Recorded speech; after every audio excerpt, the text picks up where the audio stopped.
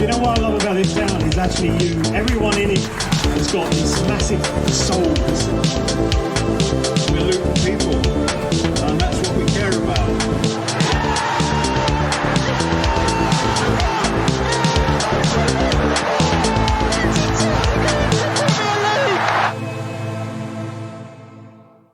Hello everyone, welcome along to another episode of the Luton Town Supporters Trust podcast, the longest running Luton Town podcast, and the only one that's gone from League 2 to the Premier League, and we will be discussing that very division on this episode of the podcast as we look ahead to Luton Town versus Burnley at Kenilworth Road on Tuesday night, 7:30 kickoff for those of you who are unsure, 7:30, not 7:45 or 8 o'clock like we've had before. I'm Kev, your regular host. Once again, we're recording at the Hightown Club, so if you do get any background noise, there is some entertainment on downstairs, but we're doing everything we can to dampen all of that out. Joining me to preview this Burnley game, the Lutonian journalist James Cunliffe and town fan Dan Barrett Davis. Gents, how are we?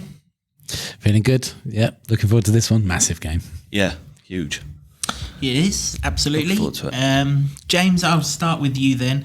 Big game, as you just said. Is it not quite as big now that we've beaten Everton, or is it bigger because we've beaten Everton and we can really put some distance between ourselves and them?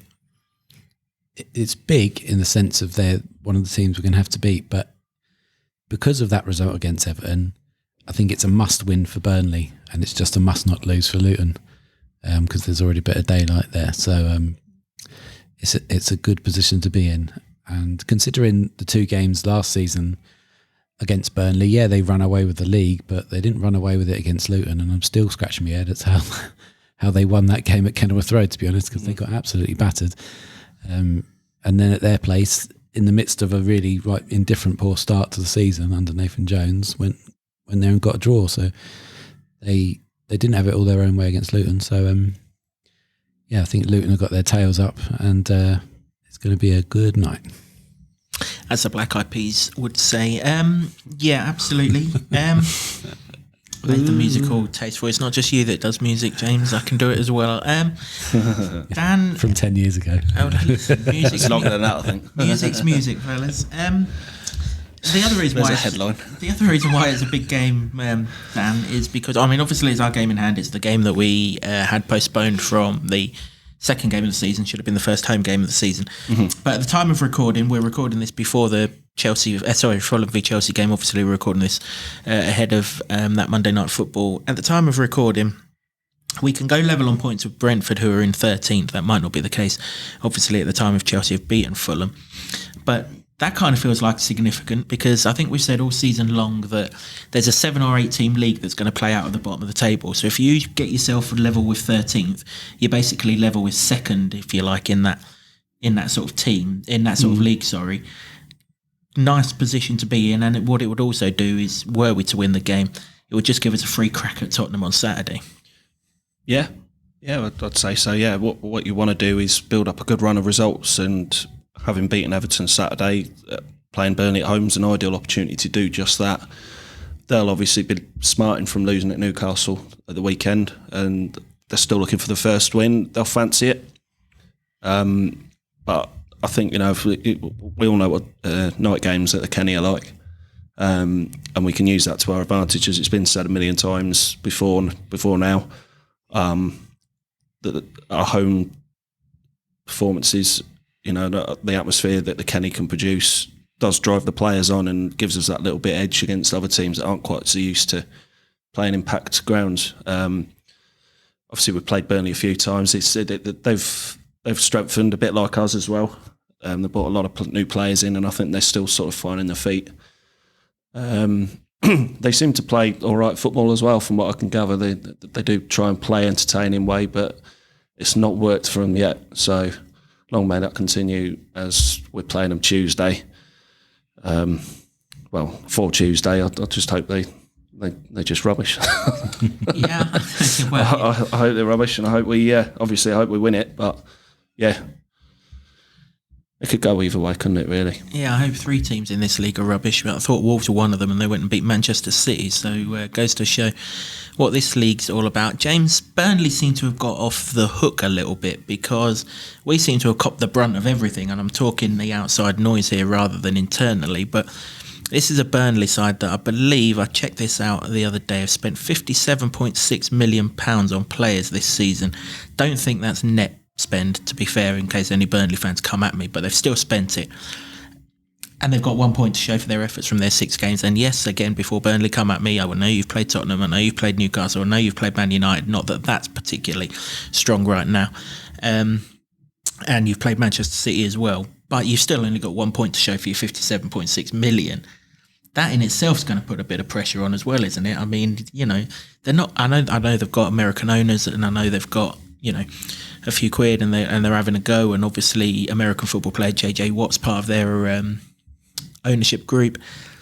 But elite sports stars like him aren't going to invest in a football club and want to be attached to one that kind of flounders at the wrong end of a table. So they're under a bit of pressure here, Burnley, and it's something that we can play on. As a lot of teams are. Really, I mean, Sheffield United spent £18 million on Cameron Archer, who was obviously a Luton target, and they haven't. Well, I mean, they've had a terrible week, haven't they? They've conceded 10 goals in 2 games. So, this is the thing, isn't it? It's not all about money. As much as Premier League commentators and pundits and fans and armchair supporters who've drunk the Kool-Aid all want to tell you that if you don't spend the money, you're going to be in trouble. But this is not what Luton do anyway, and it hasn't been. It wasn't in the Championship, but it's obviously not going to be in the Premier League. So it can't always be like that, and there's always going to be room for exceptions. And I think Luton probably are going to be that exception because that's how they've managed the club. But in trying to sort of mix it with the Premier League, if you like, is what maybe Sheffield United and certainly Burnley have been set up to do, because they brought in Vincent Kompany to try and play this Premier League brand of football. Then maybe that sees them come unstuck. I mean, at the minute it's early days, obviously, but that's kind of proving true. Luton are sitting out of the relegation zone, tails up, and the other 2 teams haven't got a win yet in the Premier League. And with this game. With this game against Luton, they've got this opportunity to really turn the screw on those, put even more daylight between those teams, and I think they can do it. Yeah, I'm kind of glad that you mentioned Vincent Kompany and the style of football, because obviously in the Championship last season, far too good for most teams, weren't it? Like you say, not necessarily too good for Luton, to be fair. They drew 1-1 at their place, but it's 1-0 with a penalty at our place. It wasn't like they battered us in any game. I mean, I know but Burnley fans are going to get, but we beat you and drew against you, so results matter. The results obviously got them there, but there's nothing to be scared of against Burnley, I think. Yeah, exactly. It was too good for the Championship, but I won't repeat who it was who told me this because that would be unfair. But I've spoken to a couple of people within our camp, and they were quite comfortable that we might finish above Burnley this season, purely because of that style of football. In terms of they play a Premier League style of football, but 10 or 12 teams in the Premier League play that style of football and they play it better. And they referenced last season in the FA Cup. They played in the FA Cup. They got right the way through to the quarter-final, but they didn't play anyone of any note until they got to the quarter-final. They got to the quarter-final, we ran into Manchester City and lost 6-0. Now, that's not necessarily an indictment on them, but it just goes to show that they're playing a style of football that everyone in this league is already playing, but they're already playing it to a higher level than Burnley, whereas we're not playing a style of football that the Premier League plays. We're playing Luton Town style of football that teams have got to adjust to. We're doing that kind of route that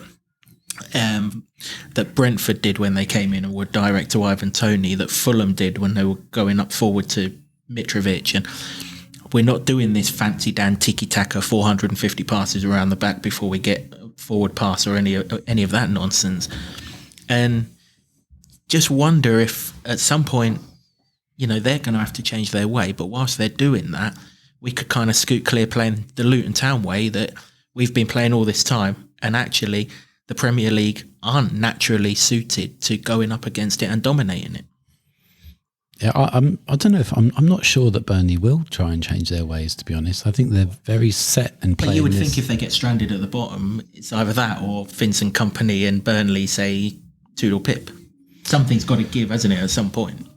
Well, yeah, perhaps in that hypothetical, but they've played one way that's been very successful in the Championship, and they've come up to the Premier League to try and replicate that way of football, and so far it's really not worked for them. That's not to say that they won't grow into it, of course. I mean, you don't win a title for nothing.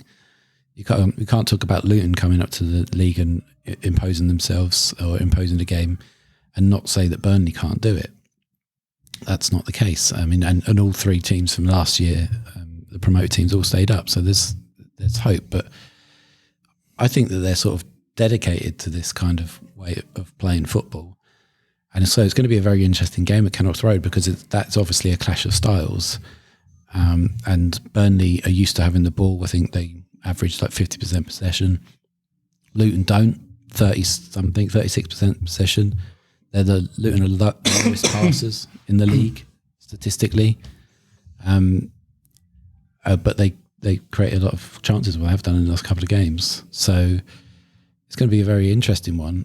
But I think there are weaknesses to exploit in this Burnley side, particularly because the two games that I've really paid attention to are the previous two, where they haven't pressed very much, particularly against Newcastle.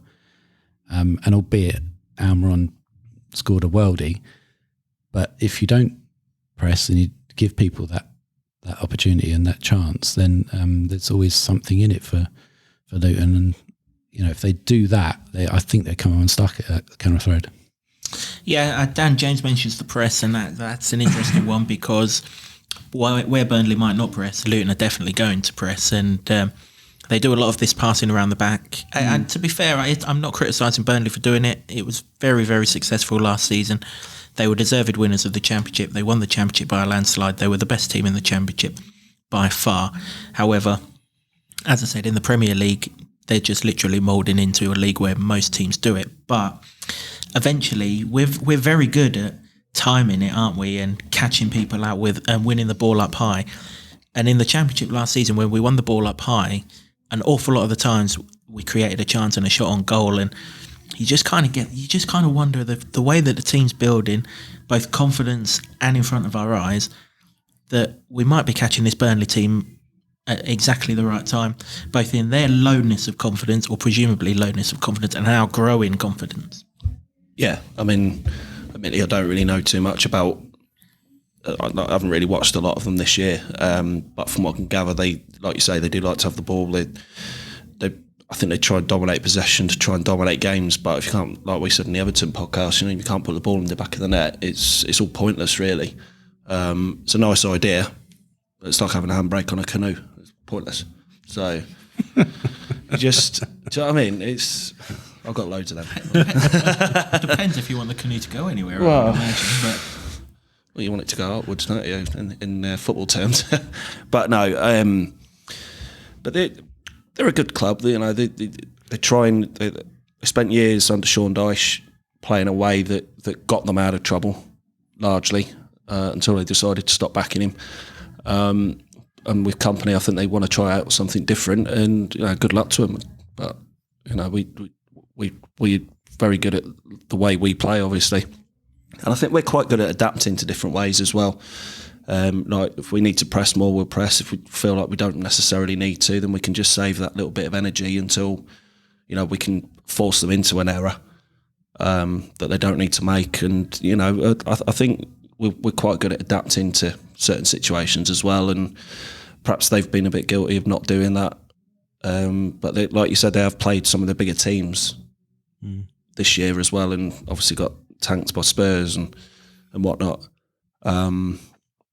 So I think their long-term plan is to stay in the Premier League, and they're certainly spending the money to try and do that if, that's the way you want to do things, and good luck to them. But, I just feel more confident with the fact that we're at home. We've just got a win as well. We've got that first duck off the back. We've started to settle in nicely, a little bit quicker than what they have. And they'll see it as a game they can win. And that's what makes it interesting, because I think both teams see it as a game they can win. Yeah, I wouldn't disagree with that. 20 million of that actually went on a goalkeeper who probably going to have back problems the amount of times picking the ball out of the back of the net, to be fair. Only Sheffield United, very busy man. Only Sheffield United have conceded more goals than Burnley this season. They've played a game more, and one of them they shipped 8. So that kind of tells you a little bit about them defensively. And I want to come on to that actually, James, because we usually go through here, don't we, areas of strength or matchups that we can exploit, and we successfully, well, it was obvious, but we successfully identified Chio against Young in the Everton game, and set pieces were big against Everton. Obviously, both of the Luton goals came from set pieces, and Burnley have conceded 3 goals from set pieces already this season. Only 2 teams have conceded more than Burnley from set pieces, bearing in mind that everyone else apart from Luton, Chelsea and Fulham at the time of recording, have played a game more than Burnley. That's got to be an area where, we're looking at it. Doughty's delivery has been absolutely spot on recently, and that is the matchup, isn't it? Our set piece attacking against their sort of poor quality defending, and just looking at them when I've seen them play, they do seem to have a lot of sort of smaller centre halves. Not coming up against a Tarkowski or a Branthwaite or a Kurt Zuma or someone of that ilk. So I can see set pieces being a big thing on Tuesday night. I think they're a major weapon for Luton anyway, but if you've really dominated in that area against an Everton side that are big, and I didn't think they would. And we spoke in the previous podcast about Carlton Morris, how he's won the most amount of aerial duels in the whole league. I think it's definitely an area to exploit. And also when you look at the two styles, Burnley set up to play, have the ball as much as possible and play nice, attractive football to score, and it's worked very well for them. But Luton don't need the ball to win games, and they didn't all last season, and it proved so against Everton. And when you got that in your locker, there's no need to feel downhearted if the other team has got the ball, which perhaps Burnley will. And I think they had the lion's share of the ball last time at Kenilworth Road in the Championship, so there's no reason to suggest that they wouldn't have it this time. But that's not a worry for Luton. If you reverse that and Luton are pressing them, closing them down, and maybe they have a lot of the ball and pass it around the back, but they're not really penetrating, then that, I would imagine, starts to play on Burnley's worst fears about what's happened so far in the season. And that's why I think that Luton's adaptability in that style is probably going to be more of a benefit than it is to Luton. Also, you've got the home advantage, which obviously we know about. It's always a big thing, and particularly after the weekend when everybody's so jubilant after the first Premier League win. Like I say, I think it's definitely the pressure, I think, is on Burnley in the sense that they haven't won. There'll be a home pressure and a home expectation, obviously, but I think it's a must win for Burnley, and there's spaces there and opportunities for Luton to exploit that. And I think, like you say, set piece is going to be so very key. And if you've got a player like Doughty who's in the form that he's in at the moment, then you've got to really go for it in that sense. And if they do, and they play like they did against Everton, then I think Burnley are going to have a tough night. Yeah, if you've got Alfie Doughty in your fantasy team in this double game week, obviously you've already got an assist from him, and you might get more on Tuesday night. Dan, James just mentioned there the home advantage. I came into the Hightown Club to record this podcast about 7:15, and it was dark, so the floodlight's going to take full effect. There are new floodlights at Kenilworth Road. For those of you that have not seen, you'll see 2 more floodlights, 2 more sets of floodlights, for this game. We know how magical the place is under floodlights, whereas against West Ham we had to wait kind of until the second half, didn't we, for the sort of the night time to really kick in, and the game was kind of getting away from us at that point. This time it's going to be very much like the real good ones, right from the start. Even a 7:30 kickoff is going to be dark, so we can create that magical Luton atmosphere that can roll the boys on to what we hope will be another 3 points. Yeah, well, exactly. I mean, I spoke about it earlier, and it's been well documented, doesn't it, that a home advantage can make all the difference, and especially at Kenilworth Road because of how tight and compact it is. You literally don't get a minute on the ball. You've got to use the ball well, you've got to move it around, you've got to keep doing that, and you've got to maintain it for 90 minutes. But like we said, Burnley will look to dictate a lot of the play, and I can see it going a similar way to the Everton game where we had to withstand a lot of early pressure, but I think it might be more to do with them just having the ball and passing it around and trying to wear us down, which is what I meant earlier about we don't need to press all the time. Sometimes we just go, well, yeah, have it, do nothing with it for 20 minutes, and then we'll pop a chance. We'll create a chance. We'll force you into an error and make a opportunity. I think that's pretty much how it'll go. To be honest, I think if we can take those chances, we win the game. If we don't, then one of their opportunities will fly in, and that's that. But yeah, the Kenilworth Road, we all know what it's like. You know, many Burnley fans watching this, I'm sure, will have been to Kenilworth Road over the years as well, and seen what it's like and how intimidating it can be and whatnot. And what we really have to make it. You know, we say it every week. We say it all the time. Rob Edwards says it all the time. We have to use it to our advantage. You can't stress that enough. We do, and I'm sure we will do. When you look at Burnley statistics, they're a bloody hard side to get a read on, apart from the amount of possession that they have. And it kind of goes back to what I was saying earlier in this podcast, that everything they do, teams in this league, an awful lot of teams in this league just do it better. But the one statistic that I thought was interesting, apart from the set pieces one that we've just spoken about, James, 38% of their shots come from outside the box. So they obviously seem to have trouble getting into the opposition box with all this passing. kind of suggests that they've got a lack of sort of, if not creativity in forward areas, a lack of potency in that forward area. 38%, I mean, if we round it up to 40%, that's 2 in every 5 shots they have from outside the box. Just to put that into perspective, only Fulham at 43%, Notts Forest at 41%, and Bournemouth at 39%, according to the uscored.com statistics, are higher. So an awful lot of shots from outside the box. So first of all, that sounds like a good thing in terms of the fact that they might lack that clinical edge, if you like, and obviously 4 goals for the season, lowest scorers in the league, even lower than us, would suggest that. But it also says someone in the defence has got to be careful, because when they're sort of 25, 30 yards out, don't switch off, because there's a chance that a pot shot's going to come our way. I don't see that as a major issue at home. There's no way that Luton crowd are going to let Luton not close down in that area. Yeah. And when you've got Nakamba in the form he was against Everton, and has actually Wolves as well, the amount of tackles he's put in, he's leading the league for the amount of tackles. I don't think that worries me as much, and particularly the fact that Pelly came in and did so well in that Lukonga role against Everton. Something that gives you confidence then, rather than worry you? It gives me confidence that they're not going to score a worldie. Touch wood. I mean, that's the thing that you can't really legislate for, really. But you've got to try and not give them the opportunity to.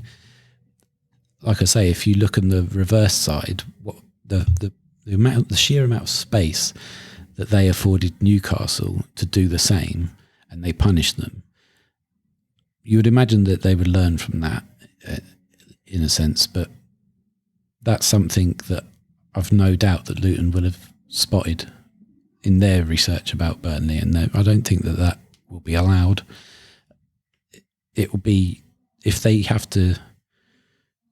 See, I don't remember Burnley having a great amount of chances the last time at Kenilworth Road, which is why everybody was shocked at the defeat, but everybody recognised the performance. So from my memory, I think I even wrote about this, that there was a standing ovation from Kenilworth Road crowd. You don't usually get that from a defeat.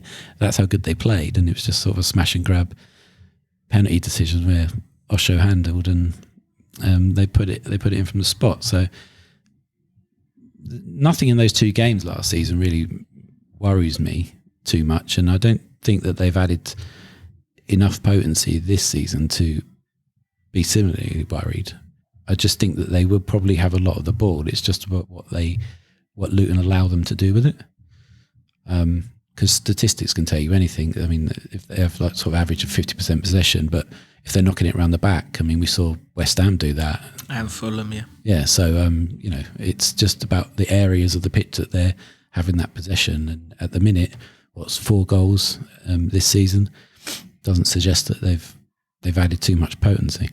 Yep, 4 goals this season for Burnley, 2 of which came in a 5-2 defeat against Tottenham, so they weren't much use to them either. So that certainly bodes well. Let's talk about some potential threats from Burnley. I mean, we usually look to all of the attacking threats, Dan, and they'll have Lyle Foster back. I keep on thinking he's called Lyle Taylor. I don't know why I've got him in my head. I got confused when I was watching him the other week. Yeah, Lyle Foster, South African international. He's back from suspension. If you did watch the Burnley game that was on telly on the Monday Night Football against Notts Forest, he's the bloke who got sent off in the last minute for elbowing one of the Forest defenders who, like every defender in this league, goes down like a sack of shit. But he did. He's back from a 3-game ban. But the times that I've seen him, and I think he did actually score in that Tottenham game, if memory serves me right. The very fact that we're confusing him with Lyle Taylor would suggest that he's not a household name, and he's their main striker, isn't he? But know, if that's your main striker, you kind of feel okay as a Luton fan, really. I'd be cautious about that because he's coming in. Presumably he's a new signing. He's coming in. I'm not sure. I think he was there last season. I can't remember. I think it's just one of those. You're stepping up a league and you're still trying to bed in a little bit. We said it on the last one about some of our players taking their time to settle in and get to grips with what we're facing now. I think he probably falls into that category. I mean, he's scored a couple of goals in all competitions already this season. Apart from elbowing people, he hasn't. He's had three games where he's missed, but I mean, I'd still be wary. I don't think they based a lot of their play on getting it to him so much, which was probably reflective of the results.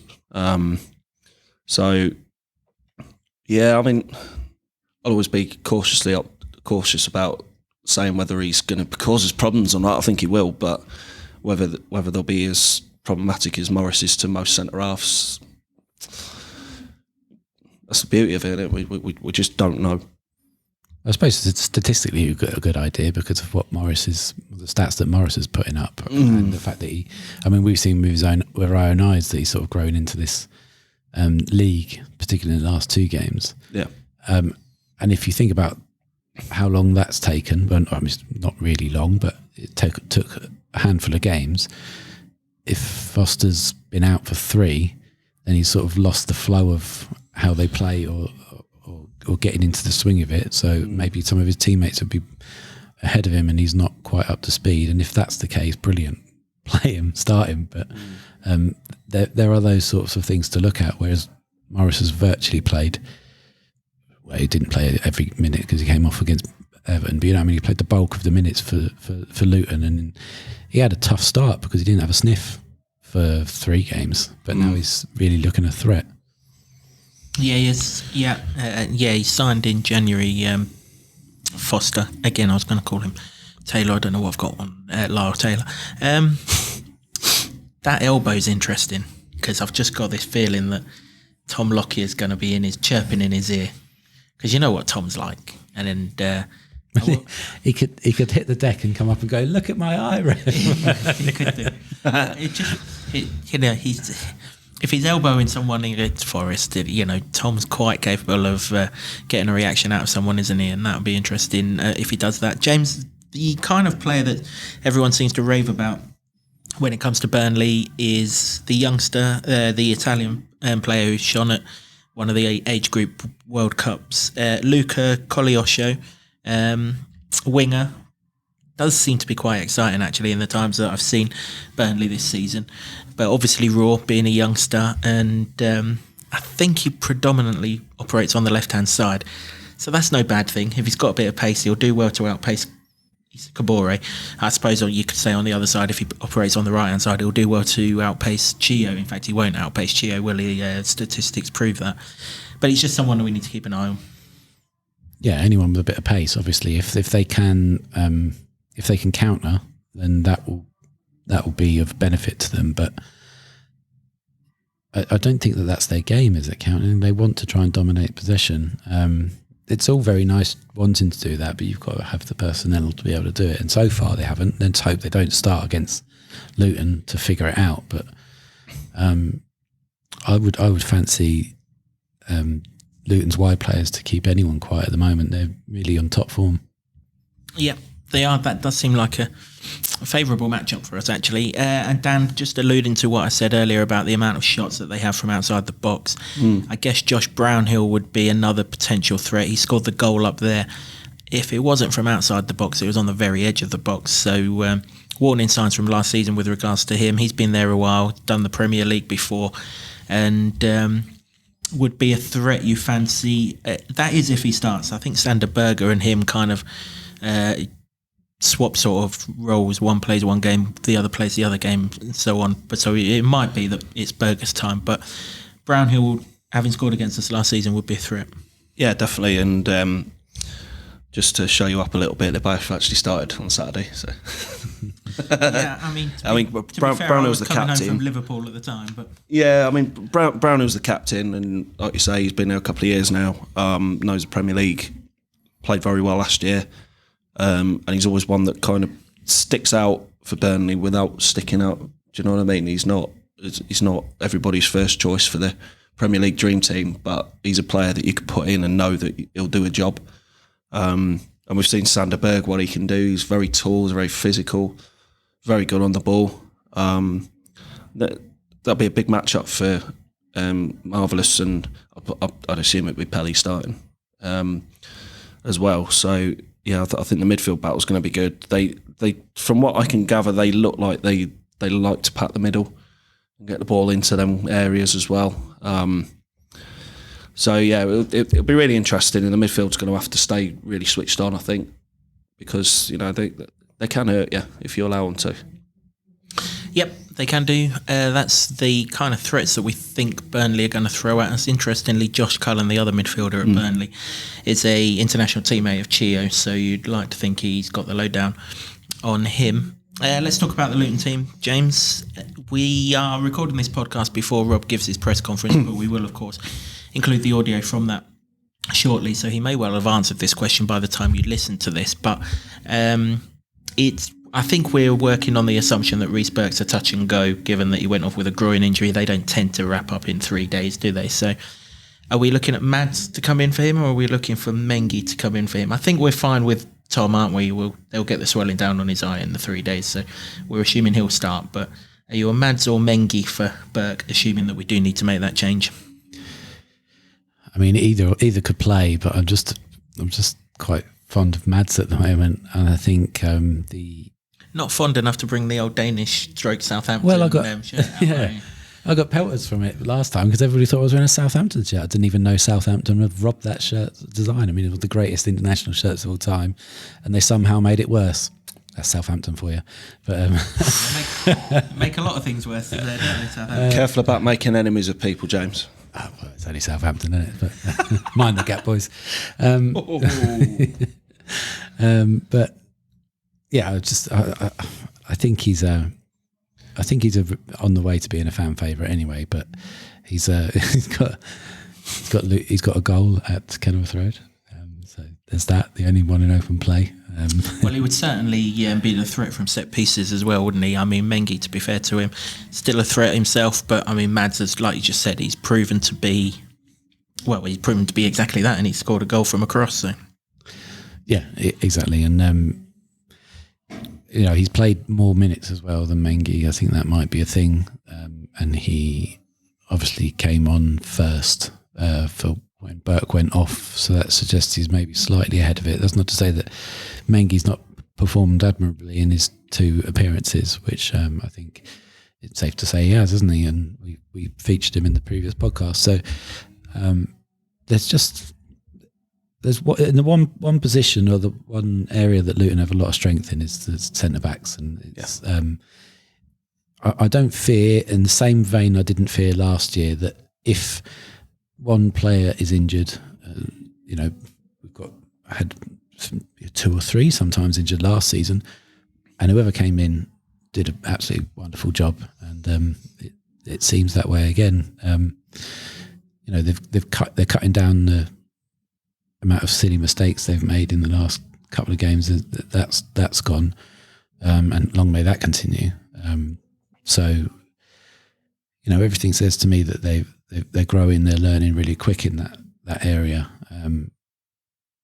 I think it's normal to worry in those games where the first game particularly get beaten 4-1, although it wasn't really a 4-1 game, but to worry whether those players could get up to speed. But I've got every confidence now in the last week that, even longer than that actually, certainly the last 2 games, but longer than that because the improvements have been happening but the results haven't, that they are getting to grips with it, and long may that continue as well.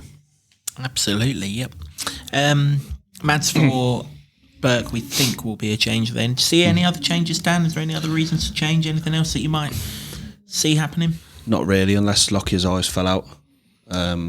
They can sort Boxer's eyes out in I can't foresee him missing a game, to be honest with you, unless, like I say, they were in on Sunday training as well. So unless anything's come from that, any knocks picked up in training, I wouldn't foresee any changes as such. I think it'd be pretty much the same squad, the same players on the bench as well, barring obviously, I'd expect Anderson to start over Mengi, and that's purely down to the fact that he's played the minutes and he is becoming a cult hero, as James has said about him already. And I just think based on that he will start at Mengi, but I don't foresee any other changes at all. No, I don't think there's any reason to, unless they're thinking ahead for Spurs and thinking, well, we're playing Saturday, Tuesday, Saturday.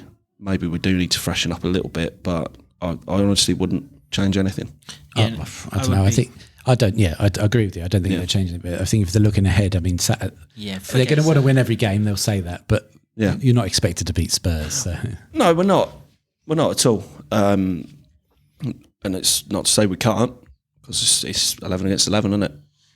You're not expected to beat Spurs, no. But the overriding thing is the Spurs game isn't our league game. Our league game's Burnley, the bottom 8 league. That's the league game. So even if you put everything into Tuesday and you're not as competitive as you want to be on Saturday, if you get to 3 points on Tuesday, then that's fine. I'm not saying that we won't be competitive on Saturday, and we'll come to that after the Burnley game. But this Burnley game's big. I think it's big for both sides, but as James alluded to earlier, it's big for Burnley. You got our thoughts. We just think one change.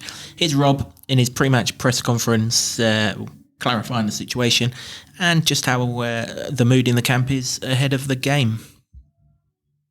We're okay. Obviously, we had a couple of knocks and made 2 changes. We were forced into a couple of changes on the weekend, but both Berkey and Locks have come through today, so that's good news for us. They'll be okay. So no fresh injury worries from the weekend. So the squad will be the squad that it was from Saturday. Berkey just had his groin was sore. He's seen a few people over the last couple of days, yesterday and today, and he's all right. It is going to be sore. It's probably something we'll have to just manage for the next couple of weeks and next week or so, get through to the international break, and then we can get a little bit of work into him. But it was just that groin area. But he's seen someone this morning. He's okay. Got sort of all clear. It's just going to be a little bit sore. Trained today, no problem. So that was a big plus. He's been excellent. He's a really good player and an important player for us as well. So we just got to make sure we manage him as well, because we don't want to be losing him for a period of time. Because what he does, he puts every ounce of it into everything every day. Sometimes you don't see Berkey just steady, slow down because someone's happy. Just chill out a little bit, Berkey, because just manage yourself. But I'd rather be doing that and reining people in than having to kick people up the backside and get them working harder. He's just a really good pro, and he's an important player for us. How many promoted teams come up and have 60% possession against Manchester United? They're a really good team.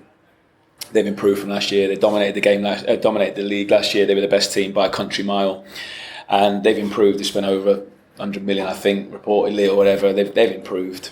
Vincent's a brilliant manager, really good staff. They'll play who they see fit that can win them the game, and whatever spaces they need to be able to put people in. They've got rapid players, good technical players, clever players, and they'll go with what they see fit to try and hurt us. We've probably had to adapt and change a little bit more. That's been done quite quickly, quite recently, really. Last year, the way we played and the way we were able to churn the wins out, we were able to sort of keep things quite similar and go again, lads, go again, go again. We were one of the stronger teams in the Championship, so probably didn't have to change so much. This time, we probably have to adapt a little bit more. Every game gives us something different tactically to think about. We're clearly not one of the stronger teams this year in the Premier League, so we have to think a lot differently, and for every game we're going to have to change and have a different game plan. Yep, that's the thoughts of Rob Edwards. And, our final thoughts then. James, what are you looking for? Very much the same against Wolves. Get out fast, preferably get in front, which we were so unlucky not to do, but which we did do at Everton. Get that crowd behind us. And you kind of think the way Burnley are going, if they do concede the first goal, they might, if not crumble, the night might be maybe a little bit more comfortable than what they have been so far. I think it's probably still too early for me in the season to suggest a massive cricket score. No, I'm not suggesting that, but suggesting if you get the first goal, you're kind of comfortable that we will go on to win the game. Yeah, definitely that. I think you highlighted in one of the previous podcasts, there's not a lot of real comebacks in this league, are there? I mean, it might be a draw comeback, but not a lot of teams that turn around after the first goal. I mean, it's always said in football, isn't it, that's most important, but... Well, I mean, if Man City can't do it against Wolves, then you know it's a trend that's not getting bucked very quickly. Well, yeah, exactly. So I think a fast start is just what everybody wants to see at Kenilworth Road, and if they can impose that on Burnley, more the better. I get the feeling that they'll have more about them than Wolves did in that first 25 minutes. They'll do well not to, won't they? Let's be fair. Yeah, I mean, but it's all about, if that happens, then, and Luton are on top, then it's about taking the chances. And, perhaps previously, certainly in the Wolves game, obviously, with the 20 chances created and only the one goal from a penalty, there was a question mark there, wasn't there? But the game at Everton gives me much more confidence that the chances being created are better, and that Luton are working on taking those more clinically. It seemed to be the case at Goodison Park. Yeah. I mean, pretty much every podcast we've done, we've mentioned the improvement, and the improvement was certainly there on Saturday, as you could hear if you've listened to the Everton Review podcast. We will finish this podcast off, as we always do, with our score predictions. I think Dan went first last time, so I'll give the honour to you for this one, James. Luton versus Burnley, Tuesday night, how does it finish? Fair play for getting. He's the first person on the podcast to get a correct score. We should get. Can we start a league? Yeah, we should. A little bit of paper just here behind my head for everyone watching on YouTube. I've never won anything in my life, so I'll be. So Dan's one up. Myself. Dan's one up. So the pressure's on, isn't it? Yeah. I don't think it would be high scoring. I would love it if it is, but I do fancy Luton's first clean sheet, and I will go for 1-0. You were informed, Dan. Got the correct score on Saturday, and how does this one end? I don't know. No, I think I'm going to stick with what I said on Saturday. I'm going 2-1 Luton. Just there won't be loads of goals, as James said, and we know from the games last year they were pretty tight. But I just think that we get ahead, and then we score, and then I think they'll probably get one. But yeah, I just think we've got enough about us to beat them at home. With everything packed our way, it's a great opportunity to build on Saturday and take that into Spurs on Saturday. I think we win 2-1. 1-0 for James, 2-1 for Dan, and I'm splitting the two. 2-0 for Luton in this game. Brave. Regular score at Kenilworth Road for wins in recent times. Obviously 2-0 against Watford, 2-0 against Sunderland. And you went 2-0 last time, wasn't it? Was that your score? 2-0. I know I went 1-0 at Everton, thank you. No, it Wolves, the home game. Yeah, but that was Wolves, wasn't it? And yeah. It's my score until we get it. Then I'll change. Okay. It's my theory then. Yeah. So you're going with the same as well? I've gone for the same as what I went for at Everton because it's worked. I mean, this negates the whole format point, lads, if you're just going to choose the same score every time. Well, I'm not doing the same score every time. I literally just said I did 1-0 for Everton, and I was mightily delighted that half an hour into the game, it was up in smoke, and that was me done and dusted. And having picked 2-0, I will be mightily delighted if Luton have gone past that after half an hour of this game as well. So if it's not 2-1 on Tuesday, I'll change it for the next one. And for the record, I was a bit peed off that Everton scored. No, you weren't. And put mine. Well, no, I mean, you take the win, but the fact my prediction was spot on, I'm happy with. But I'd have preferred 2-0 and VAR. I'm surprised it's taken this long for you to even mention this, that you got it right. I'd have been celebrating that. I'm a very modest person. I thought Never too high, never too low. I thought That's someone me. in the Luton end went delirious when Everton scored the other day, and I Definitely just weren't me. remembered who and why it was. I didn't have money on it, so otherwise I would have been. Should have done. That is it for this episode of the podcast. Our thanks to the Hightown Club for putting us up. Our thanks also to Liam Smith for all the images that went over the Rob Edwards press conference. We are unable to broadcast the press conferences in person, just the audio. So Damn Premier League broadcast rights. thanks very much to Liam for providing us with those. Thanks to Sean Grant and the Wolfgang for our intro music. And thanks also to Ed Smith. Going around, but thanks also to Ed Smith Creative for our images and everything that you see on our set. If you're not already a member of the Trust, please do contemplate joining us. As we pointed out when we did the podcast with Wilco, the stronger our voice, the stronger our relationship with the club can be, and in turn, the better our relationship between the supporters and the fan and the owners of the club will be. And that is particularly important, as we saw on Saturday at Everton, where a club and their owners are not as committed and as united as what we are. It's still a great football club, though. It is. You're rowing back on this, aren't you, after the pelters you got from... I like Everton. Yeah. You did say that, to be fair. I don't know why I got pelters for that. Yeah, To they be fair, weren't focused on that bit, were they? To be fair, after they let us win on Saturday, I also like Everton. After they but let I us didn't- win. Oh, But I didn't have a problem with them beforehand. I never have. The link, anyway, getting back on track. Yeah, the on link track. to the how to join the trust is found wherever it is that you've consumed this podcast. If you can't see the link, www.lutontownsporterstrust.com, and you'll find all of the information on there. £10 for adults, £5 for concessions, and there is the option of a lifetime membership for £100. As I say, hit that website link. All the details are on there. But until the next time, which we will be back to review what we hope will be a Luton win over Burnley. Thanks very much for watching or listening, and come on, you Hatters. Can you believe it? We are Premier League! Yes! I love this town. I love this town. I love this town. You know what I love about this town is actually you. Everyone in it has got this massive soul.